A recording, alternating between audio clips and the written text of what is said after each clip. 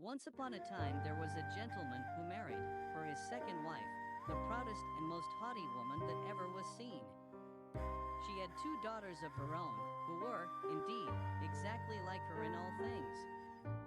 The gentleman had also a young daughter, of rare goodness and sweetness of temper, which she took from her mother, who was the best creature in the world. The wedding was scarcely over, when the stepmother's bad temper began to show itself. She could not bear the goodness of this young girl, because it made her own daughters appear the more odious. The stepmother gave her the meanest work in the house to do. She had to scour the dishes, tables, etc., and to scrub the floors and clean out the bedrooms. The poor girl had to sleep in the garret, upon a wretched straw bed, while her sisters lay in fine rooms with inlaid floors, upon beds of the very newest fashion, and where they had looking-glasses so large that they might see themselves at their full length. The poor girl bore all patiently, and dared not complain to her father, who would have scolded her if she had done so, for his wife governed him entirely. When she had done her work, she used to go into the chimney corner, and sit down among the cinders, hence she was called Cinderwench. The younger sister of the two, who was not so rude and uncivil as the elder, called her Cinderella. However, Cinderella, in spite of her mean apparel, was 100 times more handsome than her sisters, though they were always richly dressed. It happened that the king's son gave a ball, and invited to it all persons of fashion.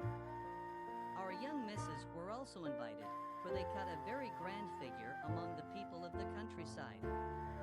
They were highly delighted with the invitation, and wonderfully busy in choosing the gowns, petticoats, and headdresses which might best become them.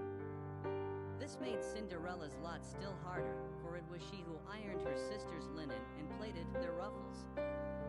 They talked all day long of nothing but how they should be dressed. For my part, said the elder, I will wear my red velvet suit with French trimmings, and I, said the younger, shall wear my usual skirt, but then, to make amends for that I will put on my gold-flowered mantle and my diamond stomacher, which is far from being the most ordinary one in the world. They sent for the best hairdressers they could get to make up their hair in fashionable style, and bought patches for their cheeks. Cinderella was consulted in all these matters, for she had good taste. She advised them always for the best, and even offered her services to dress their hair, which they were very willing she should do. As she was doing this, they said to her, Cinderella, would you not be glad to go to the ball? Young ladies, she said, you only jeer at me. It is not for such as I am to go there. You are right, they replied. People would laugh to see a Cinderwench at a ball. Anyone but Cinderella would have dressed their hair awry, but she was good-natured, and arranged it perfectly well. They were almost 2 days without eating, so much were they transported with joy.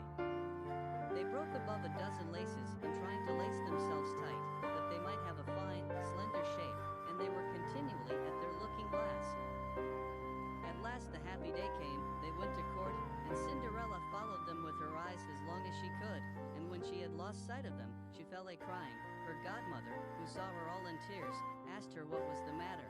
I wish I could, but she could not finish for sobbing. Her godmother, who was a fairy, said to her, you wish you could go to the ball, is it not so? Alas, yes, said Cinderella, sighing. Well, said her godmother, be but a good girl, and I will see that you go. Then she took her into her chamber, and said to her, run into the garden, and bring me a pumpkin. Cinderella went at once to gather the finest she could get, and brought it to her godmother, not being able to imagine how this pumpkin could help her to go to the ball. Her godmother scooped out all the inside of it, leaving nothing but the rind. Then she struck it with her wand, and the pumpkin was instantly turned into a fine gilded coach. She then went to look into the mousetrap, where she found 6 mice, all alive. She ordered Cinderella to lift the trapdoor, when, giving each mouse, as it went out, a little tap with her wand, it was that moment turned into a fine horse, and the 6 mice made a fine set of 6 horses of a beautiful mouse-colored, dapple gray. Being at a loss for a coachman, Cinderella said, I will go and see if there is not a rat in the rat trap, we may make a coachman of him. You are right, replied her godmother, go and look. Cinderella brought the rat trap to her, and in it there were 3 huge rats. The fairy chose the one which had the largest beard, and, having touched him with into a fat coachman with the finest mustache and whiskers ever seen. After that, she said to her, "Go into the garden, and you will find 6 lizards behind the watering pot. Bring them to me." She had no sooner done so than her godmother turned them into 6 footmen, who skipped up immediately behind the coach, with their liveries all trimmed with gold and silver, and they held on as if they had done nothing else their whole lives.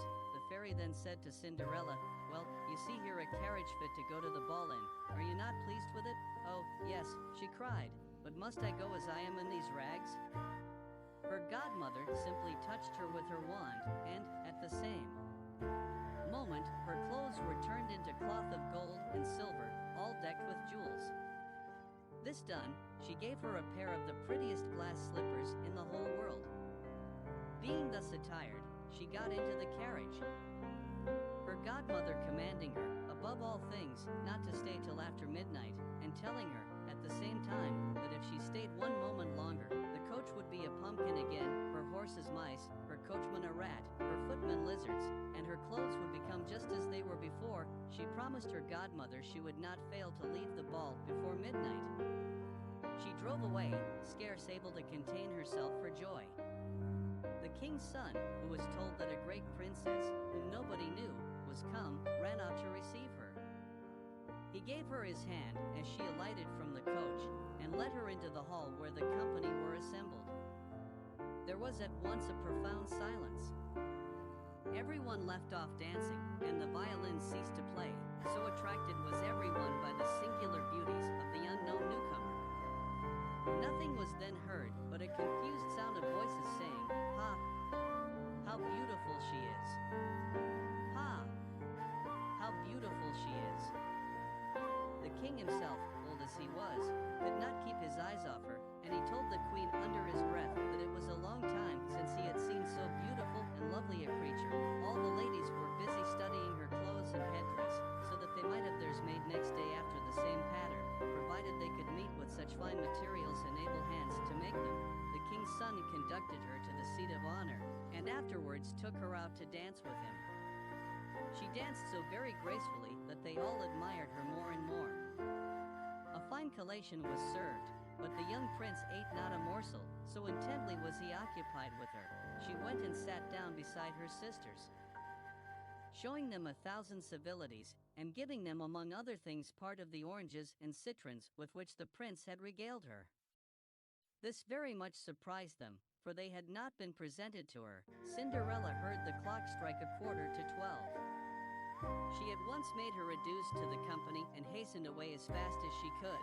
As soon as she got home, she ran to find her godmother, and, after having thanked her, she said she much wished she might go to the ball the next day, because the king's son had asked her to do so. As she was eagerly telling her godmother all that happened at the ball, her 2 sisters knocked at the door. Cinderella opened it. "How long you have stayed," said she, yawning, rubbing her eyes, and stretching herself as if she had been just awakened. She had not, however, had any desire to sleep since they went from home. "If you had been at the ball," said one of her sisters, "you would not have been tired with it. There came thither the finest princess, the most beautiful ever was seen with mortal eyes. She showed us 1,000 civilities, and gave us oranges and citrons." Cinderella did not show any pleasure at this. Indeed, she asked them the name of the princess, but they told her they did not know it, and that the king's son was very much concerned, and would give all the world to know who she was. At this Cinderella, smiling, replied, "Was she then so very beautiful? How fortunate you have been! Could I not see her? Ah! Dear Miss Charlotte, do lend me your yellow suit of clothes which you wear every day." "I, to be sure," cried Miss Charlotte, "lend my clothes to such a dirty cinder wench as thou art." I should be out of my mind to do so. Cinderella, indeed, expected such an answer and was very glad of the refusal, for she would have been sadly troubled if her sister had lent her what she jestingly asked for. The next day the 2 sisters went to the ball, and so did Cinderella, but dressed more magnificently than before. The king's son was always by her side, and his pretty speeches to her never ceased. These by no means annoyed the young lady.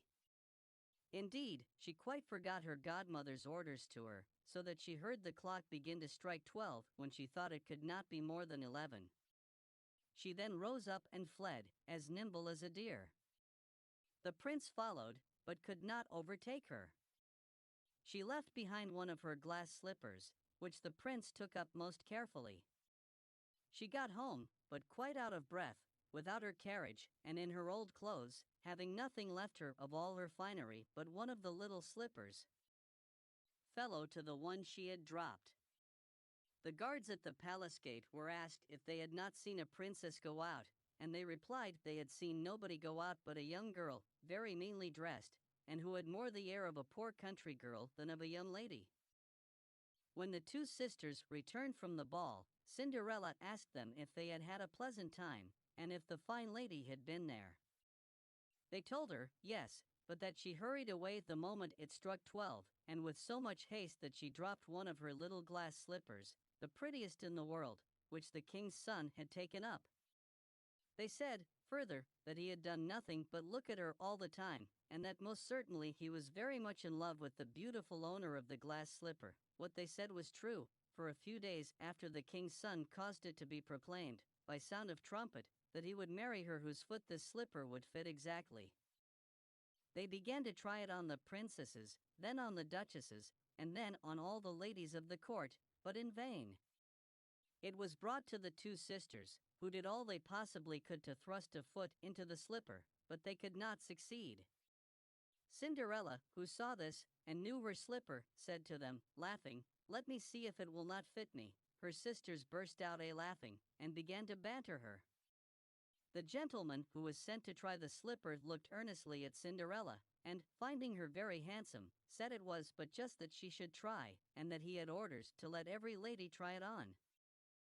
He obliged Cinderella to sit down, and, putting the slipper to her little foot, he found it went on very easily, and fitted her as if it had been made of wax. The astonishment of her two sisters was great, but it was still greater when Cinderella pulled out of her pocket the other slipper and put it on her foot. Thereupon in came her godmother, who, having touched Cinderella's clothes with her wand, made them more magnificent than those she had worn before, and now her two sisters found her to be that beautiful lady they had seen at the ball. They threw themselves at her feet to beg pardon for all their ill treatment of her. Cinderella took them up, and, as she embraced them, said that she forgave them with all her heart, and begged them to love her always. She was conducted to the young prince, dressed as she was. He thought her more charming than ever, and, a few days after, married her. Cinderella, who was as good as she was beautiful, gave her two sisters a home in the palace, and that very same day married them to two great lords of the court.